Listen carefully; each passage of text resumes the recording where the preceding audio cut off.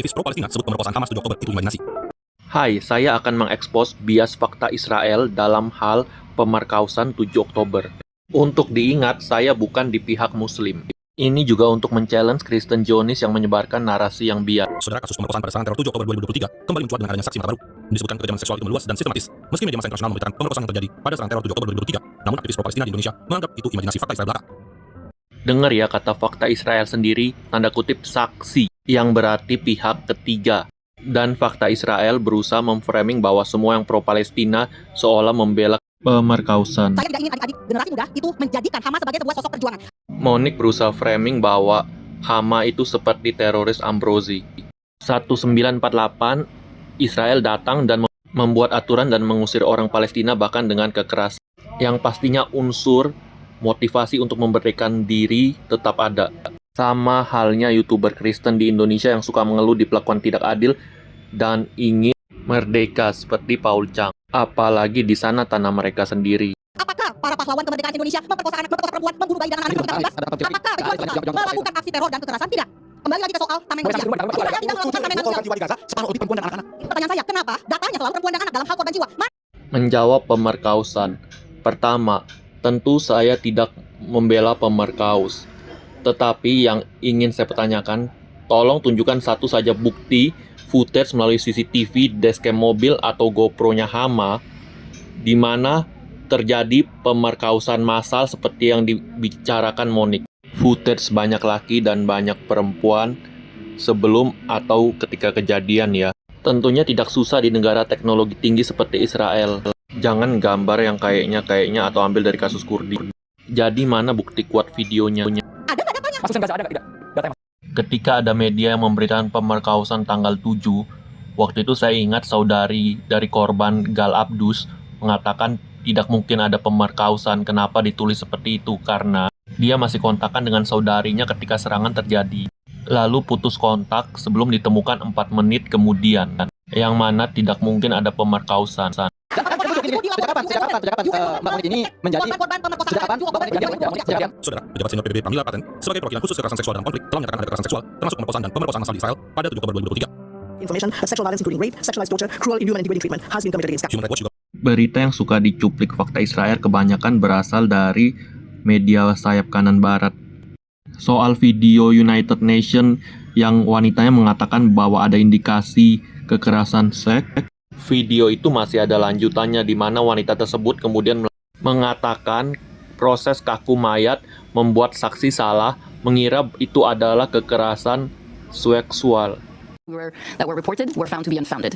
In fact, I just want to add, there's a third one, Chloe, where there was an allegation that there were objects like knives inserted in the genitalia of a woman. I mean, like, the team reviewed the photos and we did not find anything like that. And I did mention, like, one of the challenges faced by the Israeli government, but which impacted our own work, was the fact that inaccurate, unreliable forensic conclusions were drawn by untrained volunteer first responders. And we give some examples. We give some examples in the report, such as interpreting an anal dilation as anal penetration, when according to our forensic expert, we've extensive burn damage. This is what you get, anal dilation, and the position of the body as a result of severe burn damage, again interpreted as being sexual violence. If I remember correctly, it's been a while since Dan United Nations sendiri mengakui sumbernya semua didapat dari pemerintah Israel dan mereka tidak bisa melakukan pengecekan secara independen karena dilarang. diri bagi para korban bukan membela pelaku pemerkosaan. Di Indonesia, Fadlizon sama seperti Muhammad Hussein. Fadlizon yang Menteri Kebudayaan Indonesia ini menyangkal kasus pemerkosaan pada Mei 1998. Kedua pria ini tidak berpihak pada korban kekerasan seksual yang jelas-jelas tidak bisa menunjukkan bukti saat pemerkosaan terjadi. Saudara, pada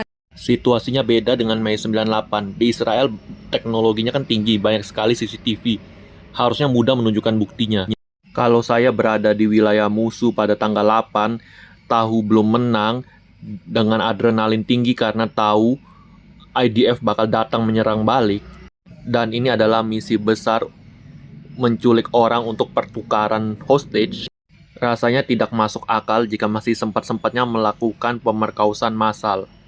Saya bicara begini karena saya aktivis. Ketika akan datang berdemo ke suatu tempat yang banyak mayoritasnya, saya nervous dan deg-degan, lupakan berpikiran mesum. Mungkin Kristen seperti Andre Tunggal dan Elia Miron, Paul Chang tidak tahu, karena mereka cuma duduk di ruang ber-AC. Ketiga, taruhlah demi argumen benar ada pemerkosaan. itu tidak membenarkan IDF melakukan penyerangan, penyiksaan, mass murder selama 2 tahun ke Gaza. Mengcancel pertukaran hostage, memancing perang dengan Iran, menyerang Suriah. Sure, teman Kristen, demi membebaskan hostage. Poin keempat, pro-IDF seperti Monique Rizker, Abu Janda, dan Christian YouTuber paling jago ceramahin kita menggunakan kata perempuan. Tapi di lain hari, mereka sendiri relax, bahkan sexual jokes atau justifikasi video seperti Monique Rizker ketika ada laki-laki, bahkan anak remaja laki-laki yang ditelanjangi oleh IDF diparadein dan difoto. Hijabi bomber dicek dengan privacy sebelum kalian beralasan. Fakta Israel men-skip footage anak laki-laki yang ditelanjangi karena akan mengacaukan narasi yang mereka buat.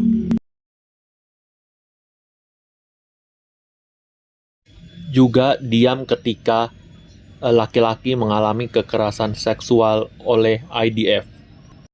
New York Times mengatakan banyak laki salah target alias sipil dan pada akhirnya dibebaskan setelah penyiksaan. Banyak dari orang-orang di Israel, terutama yang sayap kanan konservatif, mendukung pemerkosaan tersebut.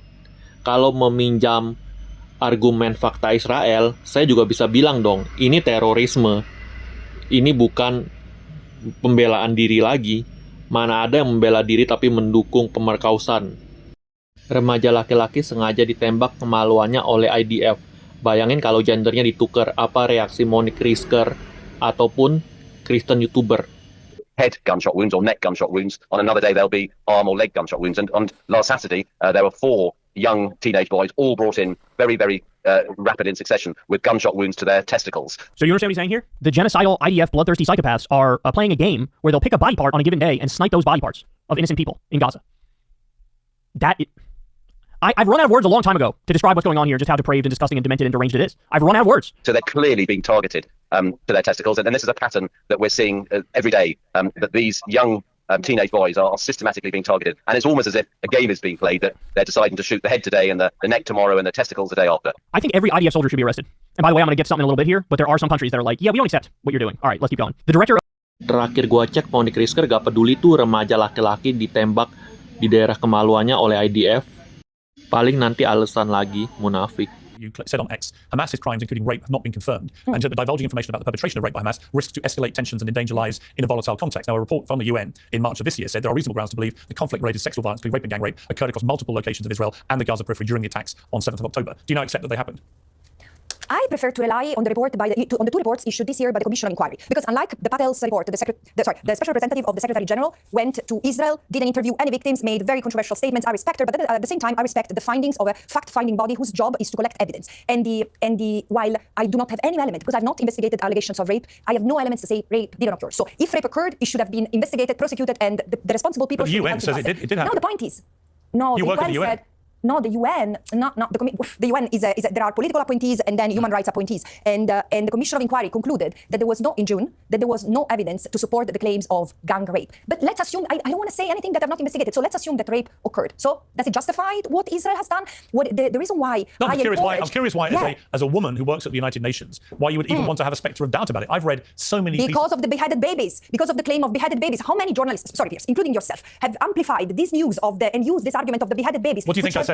Well, you have asked the people, do you condemn Hamas? And you have mentioned the beheaded babies. What do you think I said? Look, I'm not going to justify or to condone any crimes that were committed on October 7th. My question is, what purpose does it serve? Because the only animus I had when I tweeted what you just read, is let's try to diffuse the tension, because this language, this evocation of the barbarism of the Palestinians represented But here's the thing, Francesca. What about the rape that is documented against hundreds of Palestinians in Israeli jails? Can we talk about that? Because we have evidence of this. Fine. Here's what I'm saying. Yang setuju bantu di-share ya, biar algoritmanya kebantu. Dan yang tidak setuju silakan komen di bawah. Sekalian pause, screenshot bukti meme ini untuk disebarkan. Ini Kristen sudah tidak bersuara pada penyiksaan dan mass murder di Gaza, bahkan malah terang-terangan koar-koar membela penjahat perang IDF. Jadi ingat Katolik bela Nazi dulu, mending Katolik silence. Ini Kristen koar-koar bela penjahat IDF. Gelinya merasa paling suci lagi meragukan sebagai agama kebenaran. Lihat tulisan Elia Miron, cuma yang pro dia yang boleh share. Ini mah propagandis. Saya adil ya, selain Kristen saya juga ada kritik Muslim. Berikut saya akan memperlihatkan video ketika saya mengkritik gereja Zionis dan berikutnya ketika saya mengkritik sunatan anak laki-laki. Saya datang ke sini untuk mengkritik Monique Risker yang saya anggap bias dan munafik soal Gaza. Tapi dia tidak datang, paling tidak saya meraise awareness kepada pemuda-pemudi 5 orang di depan saya. Karena banyak Kristen pro-wartime Zionis. Terpenting tidak ada kekerasan dan tidak mengganggu ibadah. Alasan Monique Risker cek bom bias karena cewek berburka dicek dengan privacy hanya laki dan anak laki yang udah ditelanjangin di publik masih juga harus disuruh pose buat foto. IDF pelecehan anak laki dan laki untuk cywar. New York Times bilang banyak laki sipil salah target merasa dilecehkan walau IDF alasan prosedur. Alasan apapun jika gender ditukar cewek Arab yang dibikinin dengan situasi sama persepsi lain lagi. Jangan ceramain saya suruh emosi benarkan perang IDF karena korban cewek. Kalau Monique sendiri buat video wajar korban laki dan anak laki yang buktinya jelas di internet.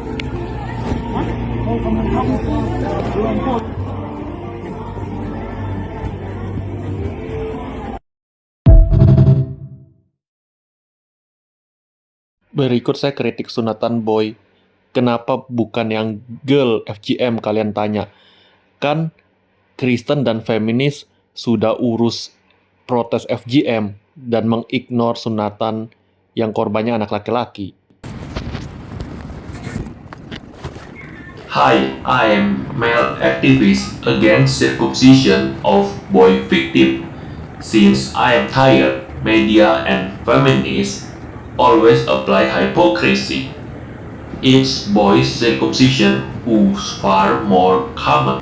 Since World War I till now at many cities, even boy nudity been exploited at public with no space privacy. Like this social health care my target. Yet everyone only fight for extinct FGM, indoor female with female. Gua kurang suka sunat massal Pertamina mengeksploitasi ketelanjangan anak laki. Gua kurang suka sunat massal mengeksploitasi ketelanjangan anak laki.